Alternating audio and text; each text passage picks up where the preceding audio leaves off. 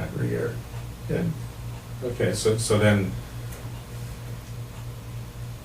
just back to the question, where are the home rinks? Or is there a home rink?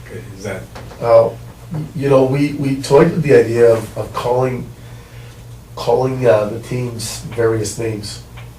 We were wondering if we should just abolish the name Rebels, Tigers, Flyers, Flames. yeah, they really have a history. They have a history, and there's a lot of there are a lot of sentimental ties there. When we talked about abolishing, Valley's Progressive, there's a lot of people with a lot of history, and if you think about founding members, forefathers, going back to Mr. Beaupre, Hilda Kingsley, the likes of Laboutier, all these people who founded the organization years ago. And you think of all the hard work and the effort that was put into the association.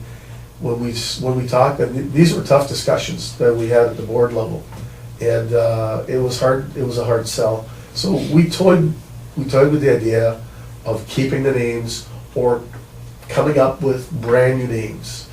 And you have to understand, we can't call ourselves the Suns, because you're going to have a double-A Sun Bantam team. You're going to have 3A Bantam teams. So what, the Suns are playing the Suns? So what we decided to do is we decided to keep the names. So any given model, for example, you look at the Bantams, let's go with the Bantams again. The double-A Bantams will be known as Nickel City Rebels. And there will be a Rebel logo on the player's shirt. Nickel City Hockey logo will be at the forefront. Okay, it's center stage. Now, that Rebel team, we will make every effort to share the ice across the district. In other words, our ice allocator is going to have a pretty tough job.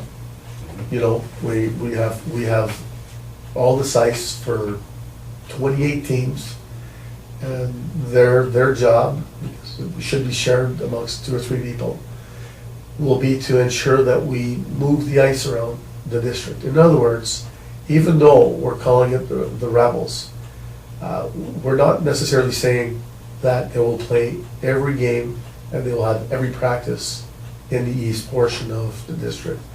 We are looking to have that ice moved around. In other words, if, say, 1/3 of the players are from the western portion of the district, we'll make sure to have X number of practices and games played in that quadrant of the district. Be proportionate to the number of players in a team? That is every attempt will be made to do so. Recognizing, windshield travel time, the cost of fuel, etc. So we have to be flexible to that. And we're talking about the double-A elite or the double-A? The elite teams are pretty well set. They know where their practices are, they know where their games are, and that will be shared with the parents if it hasn't already, so that if there's any concern from the parents, please tell us now, right? They'll be given the opportunity to either move forward with that club or maybe go to a double-A. Like I said, so the minor elites and the triple A's, their home games and practices, they've already been set. We know where they're going to be playing and practicing throughout the year. So if we take a Bantam, for example, double-A, you're going to have a Bantam triple-A. Yep. That's going to be from the best players in the district. Yes. And then the Bantam double-A team, is there one team? Yes. Bantam? So there's one double-A Bantam team. Right, because again, how it works is we got the major Bantam AAA, we play in the Great North Bantam League. Yeah. Then you have the minor AA Bantam who don't have a league to play in, so they'll be playing up in the AA loop against major Bantams. Not the AAA teams, but the AA. Okay. But then that double-A will be a minor team. That's a AA minor. And then so from the rest of the talent pool, don't forget, like we've got 100 some odd players at the Bantam age level registered with Nickel City. So now that gives us still quite a talent pool to choose from to ice a really strong double-A club, which I think could probably compete at the tournament champions and possibly even all Ontarios. I really think that the double-A pool there will be quite strong. And once we choose the elite double A's, so the AAA Bantams have first pick, right? AAA Bantam, Major Bantam Triple A's have first pick. If you're a first-year Bantam age player, you also try out for that minor Bantam double A sons. And you could choose to stay there instead of being pulled up to the major, to the AAA? Well, the Triple A's will, if the AAA Major Bantam were to offer a card, a minor player, and they have, I know for a fact that they've offered one card and possibly two, they will want to play at the Major Bantam AAA level, absolutely. They will, Oh, yes. even though they're a year difference. Oh, yes, Yeah. yes. Okay. There are a number of players that, let's face it, if you could make that jump and you're a competitive player, You may be on the third line. well, As yeah, opposed to being a star. whole other discussion, you're As opposed to absolutely being a right. star at your own level. You're absolutely right. And you're almost guaranteed to be playing on the AAA Bantam the following year. By playing, like, that's a real question for parents and paying the players. And the players, I mean, we have a player who's actually, we've released to the minor midget program, is actually a Bantam age player who can make that jump, and parents, player feel that he can make that jump and play at that level. So And- he could play at that minor midget level for 2 years, Yep, get that exposure. Right. It's such a strategic game. is. And are we still losing some players at the midget level to Southern Ontario because they feel they can get more exposure playing junior B or junior C down there? Thus far, I've only seen one player leave thus far. I've signed a release for a player. His father was actually the company he works for, opening a branch in Barrie. So, I mean, Used to be a huge decision, or a huge debate over do you play in the Great North AAA or do you go down and play junior B? Used to be quite a wow. debate. And I know you're playing with 20-year-olds when you're playing Wow. junior B. That I was know. I know, but, the big thing is, if you look at our league, Great North Midget League, Great North Bantam League, and if you look at, the increasing numbers, I mean, the competition isn't there, like perhaps it should be. I'm trying to be politically correct here. If you look at midgets and bantams, Sudbury, Nickel City Suns and the Sioux, I mean, it's number 1, 2, or 3 any given year, right? Mhm. So, and those three groups are probably of the opinion that perhaps it's time to look at playing maybe a reduced season down south, play out of that Barrie league, I mean, Philosophically, realistically. it's so interesting philosophically. I mean, the school of thought is that even if you might not be the caliber of Southern Ontario, playing against your own caliber up north is better for your development than moving down and playing against teams that you really can't compete with just so you can get the exposure. We just have to get scouts to come up and take notice of the players playing in our league. And if I was a scout in Southern Ontario, and I could see 100, 150 kids within a half-hour driving, distance from my home, and there are 2 kids that I heard about that are playing up in Sault Ste. Marie or Kapuskasing or whatnot, You're gonna wait for a tournament. I gotta wait for them to come and see me. And are they gonna shine on a major team? Yeah. If you shine on a minor team, playing in a minor tournament, even if your team isn't that successful, as a scout, those players will stick out, in my opinion, Yeah. But that's my point of view, I'm not saying that's everyone's point of view on our board, but, The debates haven't changed. the more they change, the more they remain the same, don't they? The one constant about hockey, it doesn't Yes. matter what area you're from. All right, so let's go back to that Yeah. Bantam again, so we got the Major Bantam AAA, their team pick, Then the minor Bantam Elite AA, who don't have a league to play in, they will be playing minor Bantam AAA tournaments, okay? And they will be playing up against even our own Bantam AAs that will be left over once those teams are picked. Now, they have the option, of course, if once they get cut from those teams, they come to me and they ask me for a release, and then they go try out for the sub-rate clubs, right? Okay.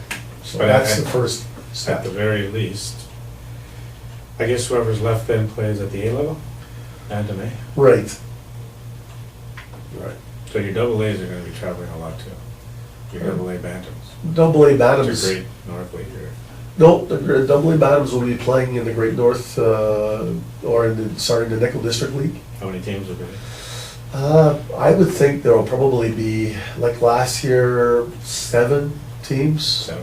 Yeah. So you're gonna ice, So if the Sault Ste. Marie, if that division doesn't happen with North Bay and the Sioux, okay? So should that not happen, the Bantam Double A's will be playing against our minor Bantam Double A elites. They'll be playing against Sudbury's minor Bantam Triple A's. They'll be playing against that minor Bantam team from North Bay that is coming, has been accepted in the league. And then the 8 teams will be playing Coppercliff, Manitoulin Island, Elliott Lake, Black River. and how many A teams do you think you'll have? Like I said, I'm thinking you'll probably see a 5-4 split, so I'm thinking 4-4-4 split. There should be, if my memory serves me correctly, there should be 8 teams, maybe 9, in total in Bantams. Just in Sudbury? Well, I'm including North Bay, Okay. Blind River, Okay. Elliott Lake, and Manitoulin, Espanola in there too, so. So how many would, what I normally would have called Sudbury? Yeah, so the league, the Nickel District League should offer, my memory serves me correctly, a total of, I want to say 8 or 9 teams. Between Sudbury Minor and Yeah, Nickel City? yeah, Sudbury, Coppercliff, Nickel City, and then the outlying areas, as I mentioned. And the only major difference a person would see is that you're not playing a specific team, Fort Valley East or Rayside. Right. It's a mix. Every team is gonna be mixed. Every team is. So they should all be pretty competitive. They should all, the A teams should all be competitive, because it's gonna be a draft, right? So after the double A's are done, are picked, just like as we do, and they still currently do at the house league level, several coaches sit around a table, they've got names of players on a board, and they're ranked according to their talent as well. So you've got talent A, talent B, talent C pool, and it's balanced. If I choose first, I pick so many A players, then it goes around the table. Once all the A players are gone, then you move to the B and the C pool. So that's where you're gonna do it. That's how we're doing it You're at the not draft level. just having it as a total open draft and people can actually It- build their team around their community? Right, we're trying to have it Wanna avoid balanced. that? That's a good way of doing it. Because that was discussed too, right? Oh, I'm sure it would have Should, come up should, at the table. we've had so many meetings and discussions about this. So you'd have like Rayside, well, we could choose all Rayside kids. Yeah. Well, that's gonna defeat the purpose of what we're trying to do, Yeah. isn't it? Right, Yeah. You can't really do that if you've gotta go by caliber. right. You know, one of the deal breakers within the association was to incorporate a east-west for the younger levels. The novice and the Adam H kids, normally their practices are like 5 o'clock. And we struggled with the idea of, how do we address that? So if we have an east-west, so east being, Cabriel, Coniston, Garson, and Valley, west being Levac, Onaping Falls, Malden, Rayside. If we incorporate an east-west, at least the kids of that age group won't have to travel, say, from Levac to Gabriel for practice, 5 o'clock on a weekday. So we've introduced that idea, the concept of east-west. Now, the closer we got to the tryouts evaluations, which start today, and all of them being held at Sudbury Arena, by the way, so we picked Really? neutral ice, Sudbury, and yeah. all at one location, lots of dressing rooms, et cetera, et cetera. Anyways, so the closer we got to our evaluations tryouts, the more our coaches and parents are telling us, well, perhaps you should adopt the same model at the Adam and novice level, where perhaps you should only ice one Adam double A team and only ice one novice double A team. Again, the creme de la creme. Now you're gonna go down south. And even towards the Sioux, across the border, and be very, very competitive, and maybe have a shot at, coming out of the north here with the tournament champion, possibly even moving on to the Ontarios again. Because, let's face it, this is rep hockey. Ultimately, we're trying to put the best players on any given team as possible so we can compete. It's a development league. It's a development system. It's not just so that you can feel good about saying your kid's double A or triple A. And I think that you probably had to get through that barrier, because I can remember, I was quite proud of my kid being on a triple A team. I almost didn't care how well they played. He was on a triple A team. Right. There was that prestige of being on triple A. And we played in the Lakers for a few years. Right. And, when we went down south, it was tough. Well, definitely, and I'm just gonna mention a few successes here. Like last year's Adam team, for example, won every single tournament they participated in. Won the league handily. Won a provincial championship. Our major midget AAAs won their league, moved on and competed again at the All Ontarios.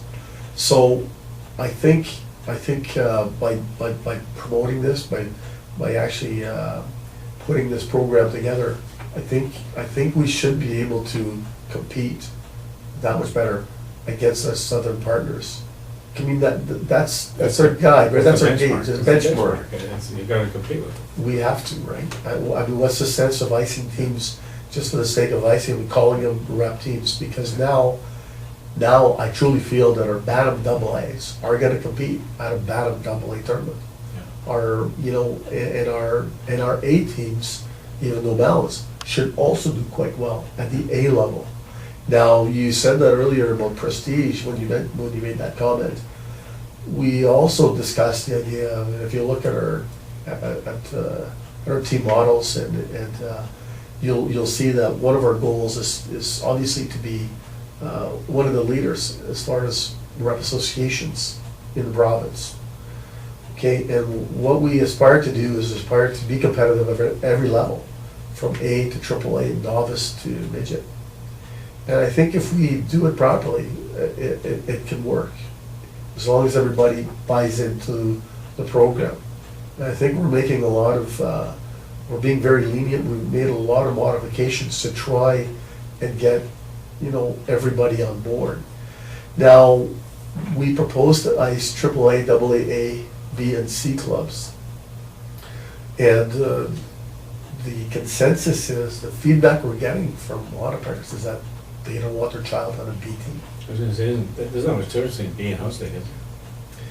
No, the difference between B and house league, in my opinion, if you talk to some of the NCHA experts out there, they'll tell you that there are some house league teams out there. Year after year, they'll travel to 5, 6, and 7 tournaments. Right. And that's supposed to be house league. Now, as a house league parent, At the novice level. is that what you really? I know. That's not what I signed up for, right? No.